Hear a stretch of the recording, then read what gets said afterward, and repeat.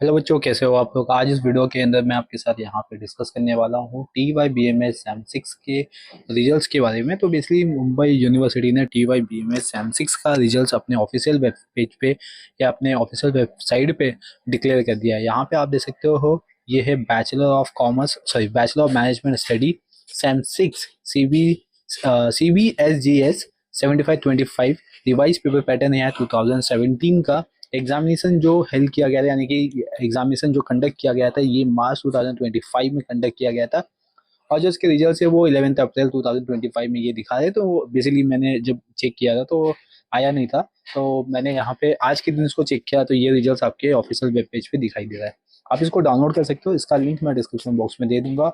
और पहले मैं बता दूं कि इसका प्रोग्राम कोड, यानी कि ये जो आप देख रहे हो, इसका जो प्रोग्राम कोड है वो 2M00146 है। लास्ट में 146 है, ठीक है। तो ये जो प्रोग्राम कोड है इसका, ये रिजल्ट्स मुंबई यूनिवर्सिटी ने अपने ऑफिशियल वेब पेज पे डिक्लेयर कर दिया है, ठीक है। तो आपको उसको चेक कैसे करना है ये मैं पहले समझा देता हूँ। यहाँ पे जो रिजल्ट्स देख रहे हैं उसको मैं यहाँ पे पहले आपको अच्छी तरीके से एक्सप्लेन कर देता हूँ। तो इसका लिंक मैं डिस्क्रिप्शन बॉक्स में दे दूंगा, वहां से आप उसको डाउनलोड करके इसको चेक कर लीजिए, ठीक है। तो इसमें सबसे पहले यहाँ पे अराउंड कुछ 8 पेजेस है, ठीक है। और इसमें आपको कैसे चेक करना है, फर्स्ट आपका सीट नंबर आएगा, फिर नेम आपका आएगा, यानी कैंडिडेट का नेम आएगा। उसके नीचे फिर नंबर रहेंगे, कॉलेज का नंबर रहेगा, ठीक है। और उसके साइड में कॉलेज का नाम लिखा रहेगा। और फिर इसके बाद आपका PNR है, ठीक है।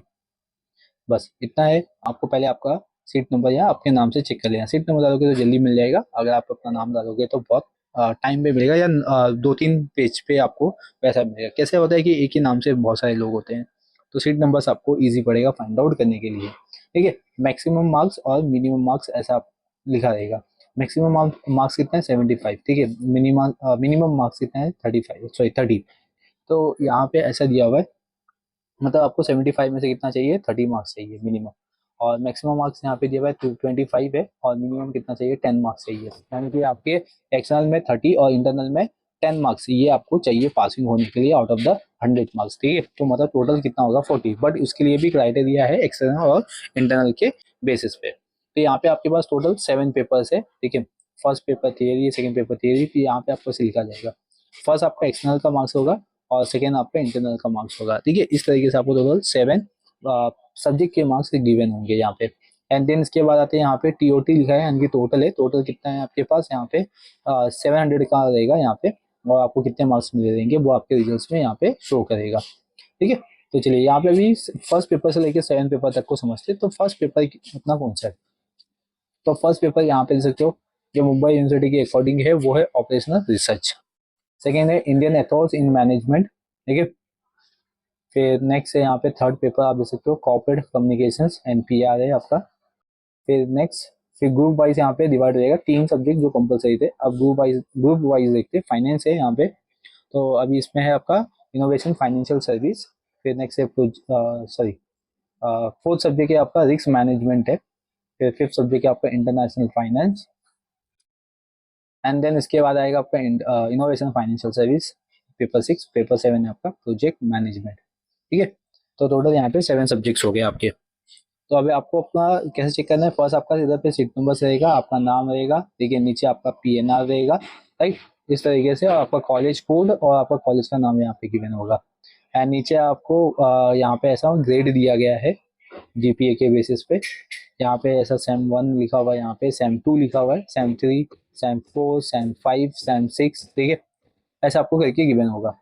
तो जो फर्स्ट सब्जेक्ट है, ठीक है, वो आपका एक्सटर्नल का, मतलब फर्स्ट सब्जेक्ट में 2 पार्ट है, तो एक आपका एक्सटर्नल का मार्क्स रहेगा, एक आपका इंटरनल का मार्क्स रहेगा, ठीक है। इस तरीके से आपको यहाँ पे गिवन होगा, ठीक है। ये हो गया आपका फाइनेंस का। सेम इसी तरीके से आप मार्केटिंग का भी देख सकते हो, यहाँ पे आपको ग्रुप वाइज दिया रहेगा। जैसे आपको मालूम है कि आप मार्केटिंग से हो या फाइनेंस से हो या HR से हो, तो उस बेसिस पे यहाँ पे आप यहाँ सर्च कर सकते हो, राइट। तो यहाँ पे आपको सेम इसी तरीके से आपका जो सब्जेक्ट रहेगा उसमें दो पार्ट किया रहेगा, याद रखिए।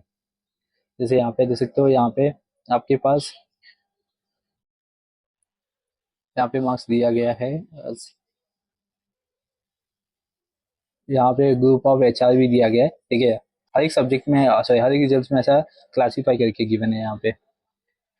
तो आप इस हिसाब से अपने ये पेपर, सॉरी, रिजल्ट्स को चेक कर सकते हो। देखिए यहाँ पे नीचे आपको भी इंफॉर्मेशन दी जाती है, ऊपर भी रहता है आपका सब्जेक्ट और नीचे आपको तो यहाँ पे मोस्ट इंपॉर्टेंट इंफॉर्मेशन दी जाती है।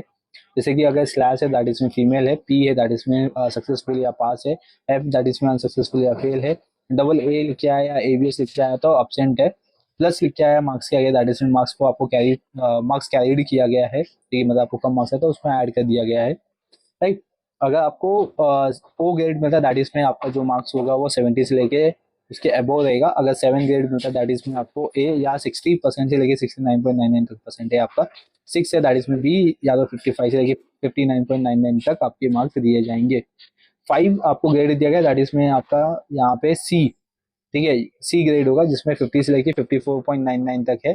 और अगर 4 ग्रेड दिया गया है, 4 मार्क्स है जहाँ पे लिखा हुआ वहाँ पे डी ग्रेड आएगा दैट इज 45 से लेके 49.99 तक है। अगर 3 है दैट इसमें ई दैट इसमें 40 से लेके 44.99 तक है। अगर 2 मार्क्स दिया गया दैट इसमें आप फेल हो जिसमें 39.99 एंड बिलो उसके है रहेगा मार्क्स, ठीक है।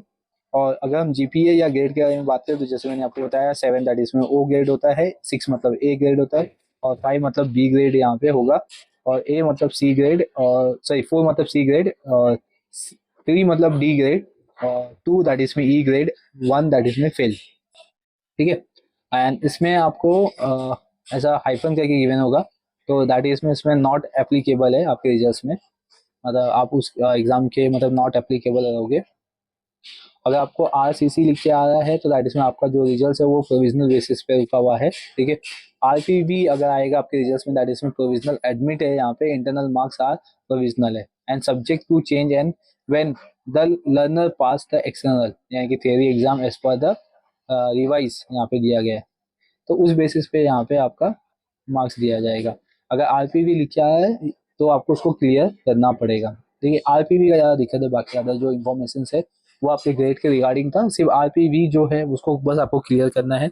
अगर आरपीवी आप क्लियर नहीं करते तो आपको आपका रिजल्ट नहीं दिया जाएगा, फिजिकल में नहीं दिया जाएगा। आप ऑनलाइन यहाँ पे ऐसा चेक कर सकते हो, टोटल 8 पेजेस है तो अगर आपका नाम है तो उसमें आप चेक कर सकते हो। बट इतना याद रखिए आरपीवी आपके रिजल्ट में लिखा हुआ नहीं होना चाहिए। तो जिसका लिखा हुआ अगर आता है आरपीवी सपोज, ठीक है, तो उसके लिए मैंने अलग से वीडियोस बनाए, उसका लिंक मैं डिस्क्रिप्शन बॉक्स में दे दूंगा, हाउ टू सॉल्व या how to clear the RPV in results. तो इसके बारे में मैं एक छोटा सा वीडियो, ज़्यादा नहीं बड़ा है, 5 मिनट की वीडियो से आप उसको रिफर कर सकते हो, ठीक है, ताकि आपका आरपीवी क्लियर हो सके। तो चलिए इस वीडियो में बस इतना ही आपको मुझे अपडेट करना है। अब मैं मिलूंगा नेक्स्ट वीडियो में, तब तक के लिए बने रहिए चैनल पे, चैनल को सब्सक्राइब कर लीजिए, बेल आइकन प्रेस कर लीजिए ताकि आपको इसी तरीके से अपडेट मिलते रहे। और इसके रिगार्डिंग अगर आपको कोई भी डाउट है तो आप मुझे कमेंट सेक्शन में कमेंट करके पूछ सकते हो या तो मुझे इंस्टा पे डीएम कर सकते हो, वहाँ पे भी रिप्लाई आपको मिल जाएगा। Thank you for watching.